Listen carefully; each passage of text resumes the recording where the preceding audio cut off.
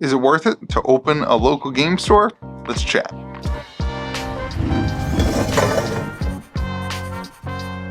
Well, what is going on, everyone? Welcome back to Kitchen Table TCG. My name is Louie, and I hope you're having yourself a fantastic day. I hope you're getting ready for your weekend. Today, I wanted to revisit a topic that we like to kind of bring up often. So if you enjoy this topic, hit the subscribe button. But the idea of should you open a local game store? I, about 2 years ago, was able to pursue a very long dream. I think for the last 10, 15 years, I've always been in a store and been like, I wonder if I could do this. I've been able to open a local game store and run it and see it, grow and be able to win and lose with it. And so I wanted to have an honest dialogue with you of should you do this, or should you cross that bridge, or should you even stop dreaming about it and just let it go? And so let's have that conversation. First off, I want to say that it's really cool to think through Magic the Gathering and how many game stores have stemmed from the Magic the Gathering fan base. It's kind of something I've been aware of over the last couple months, which is like most local game stores have stemmed from Magic the Gathering fans. And I think that's a huge testament to the idea of what Magic the Gathering represents with the gathering part, right? Like people fall in love with interacting at a table with people. And for me, that's what it was. Like the decision to open a game store was by and large due to the idea that I enjoy hanging out with people and playing games. And I wanted a community, I wanted a space to do that in my local area. And so this brings me to the first point, which is a negative point. And there are going to be some positive points. So don't just, the first point is when you open a game store, you sacrifice the hobby side of your life. Unless you have an incredible amount of capital and incredible employees that do everything you ask them to do without complaining, without arguing, whatever, you have to be there. And when you're there, you have to work, you have to do things, you see problems, and you can't just sit down and enjoy the hobby of which led you to create the store. And this is if you've noticed some in the last 2 years, 3 years, some like negativity for me, I would say this is probably the stem of a lot of that negativity of going through being from an enjoyer of the game and an enjoyer of the hobby and having to figure out how to navigate and shift that to like owning a business and owning a business that revolves around what used to be a hobby. And that navigating that is really difficult for me anyway. It has been because you almost lose a sense of hobby side of it because of the different things that pop up in the business side and the ownership side. And so that would be the first thing I would encourage or maybe dissuade you with is like, make sure, and what I've done in my life is recently I've started playing games back at my house because getting away from the store and being able to take a night off and just play Commander with some friends or just hang out and play a board game with some friends has allowed me to revisit the passion and revisit the hobby side of the game, which is a win. So if you are going to start a game store, you need to know that you sacrifice a lot of the hobby side in order to do the business side. Now, another side of that though is if you are in a business sense and you like the entrepreneurial lifestyle and you enjoy that, there's a lot of challenges that you get to overcome, and that can become a fun side of that if that's your thing. All right, so that's the first thing, is that you're going to lose your kind of hobby side of it. The second negative is that the current state of the TCG industry is very, very fragile, in my opinion. I started my store in the pandemic. Things were far, far easier for me starting a store in the pandemic than I believe, than starting a store now. The pandemic, the prices of everything was crazy. We saw a ton of people just having extra money because of the, all the stimulus checks and everything that was going around. From a content perspective, I do believe every store needs to be making YouTube content and be making social media content. From a content perspective, in the pandemic, everybody was watching videos. Nobody had anything to do. So there was a way to grow that kind of stuff. I really believed I had it easier in the pandemic growing a business and growing a local game store compared to now, where profit margins are really, really razor thin. We have even more Amazon competition from Magic the Gathering. Pokemon is in a different, block than it was last releases. It was much more successful in the last releases, and now things are much more razor tight. The print runs and the pull rates and stuff like that. So it is, in my opinion, more difficult today to start. Now, it's nice because like in 3 years, I've built a clientele, I've built a community, and so we have recycling things and we can survive this kind of downturn that is happening right now until the next hype cycle where things kind of go crazy again, which I'm sure will happen eventually. But if you are starting one right now, I believe that you are starting behind compared to 2 or 3 years ago. And so there may be another time that's a better opportunity in the future. But with the lack of Magic the Gathering MSRP and the competing prices on Amazon from Magic the Gathering, and with the print saturation and the just mass product where stores are making $1 a box, and the way that they make money is by selling 3,000 boxes rather than working on a continual working on the price percentages and the margins and stuff for stores, it makes it far difficult for a smaller store to succeed.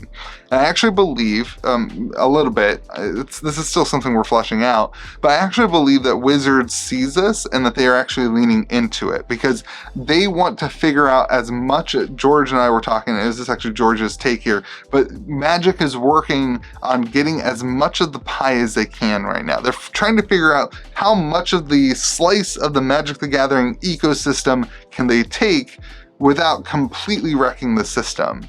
And that's a very risky place to be starting a store in my opinion. So, you're going to lose your hobby. You're going to be taking higher risks than, the other stores previously in the last couple of years.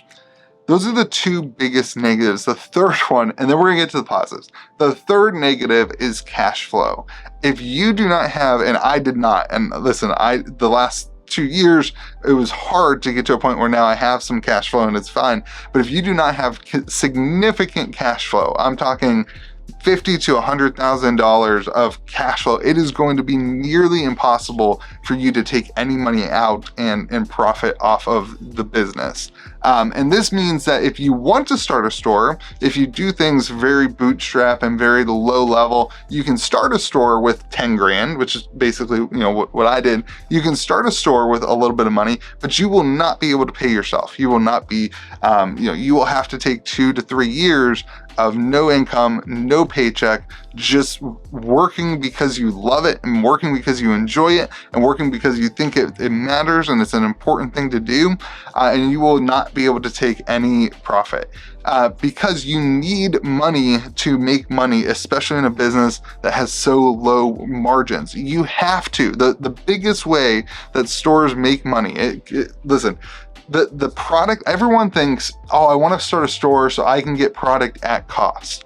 You don't need to start a store to get product at cost. You can reach out to I would venture to say you can reach out to quite a few of the stores that you know or you frequent and be able to purchase if you're going to buy a significant amount of product, a couple cases or whatever, pretty close to cost, certainly less than cost plus all the overheads of running a store, because cost is very close to a lot of the market prices right now with Magic and especially with Pokemon. Sealed product is not where stores are making their high profit percentage. Now, some stores might have whales that buy stuff, and that might be it. But where stores really thrive and make the volume of their percentage at least is with trade-ins and with sales. And when somebody reaches out and they say, hey, I have a $4,000 collection, do you want to buy it? And so you have to have that capital in order to pick it up and buy it, and then know how to get rid of that and sell that stuff in order to make the money. And then you got to wrap that into ordering more products so you get your razor thin margins down just a little bit more razory thin. And so at the end of the day, there's a lot of negatives and a lot of hiccups and hangups, especially in this climate right now with the industry. But there's a lot of other negative things too.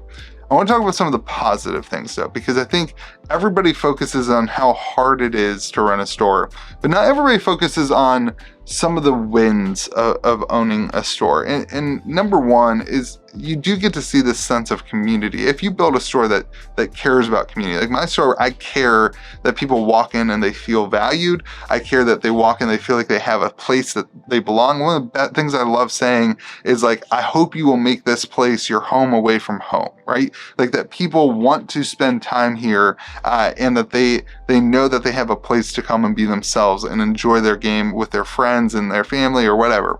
And that is an extreme, it feels good to do that. I don't know what else to say. Like, it feels good to help be a part of creating an environment for people to really enjoy spending time together and being themselves. And there's no better feeling than when people don't, it's frustrating when people don't want to leave, because like you're like, I gotta get home to my family and whatever.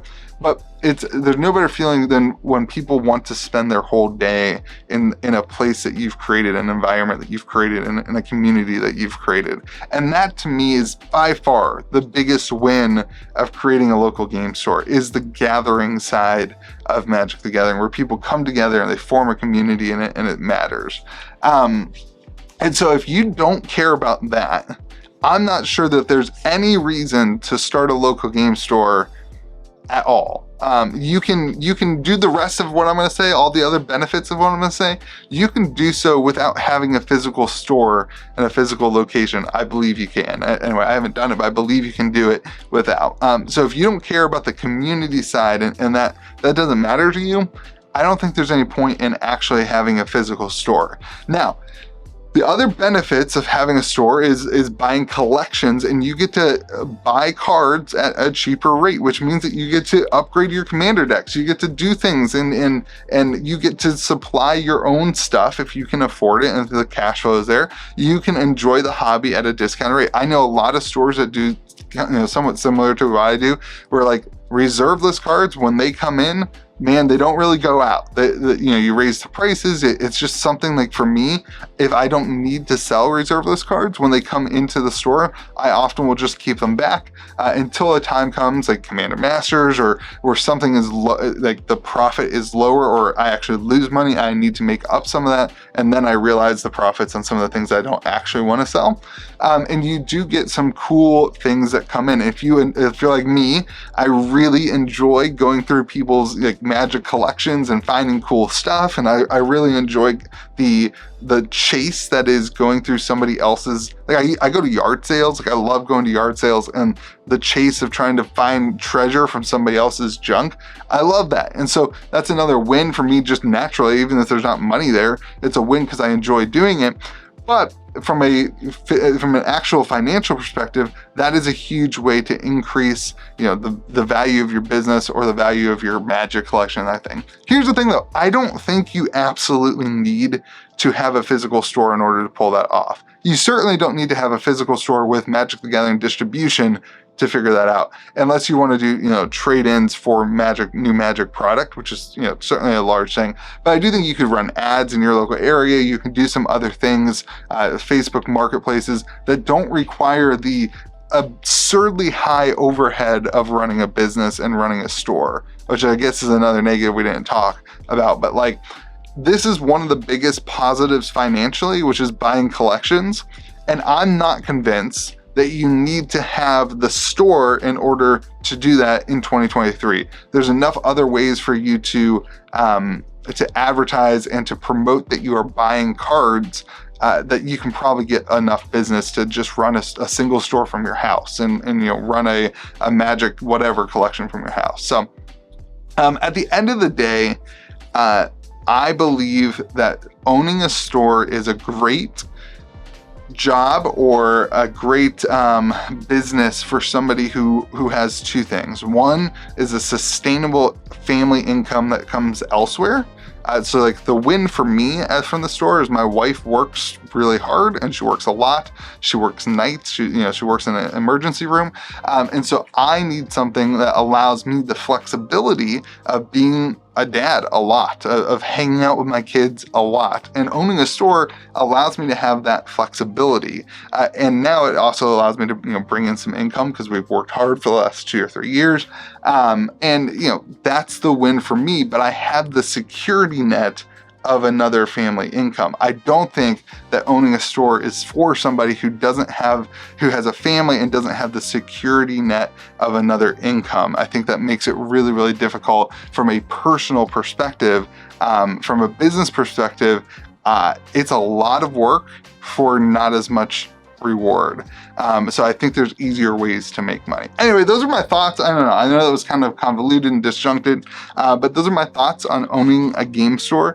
If you love, it's a labor of love that I do think can be worth it financially once you put the time in and once you have the right things fall in place. But it's probably not for everybody. And there's probably easier ways to reap the best benefits of it without committing to the overhead of having a physical building. So have yourselves a great day. Be kind to the people around you. Let me know what you think in the comment section below, and we'll chat again later.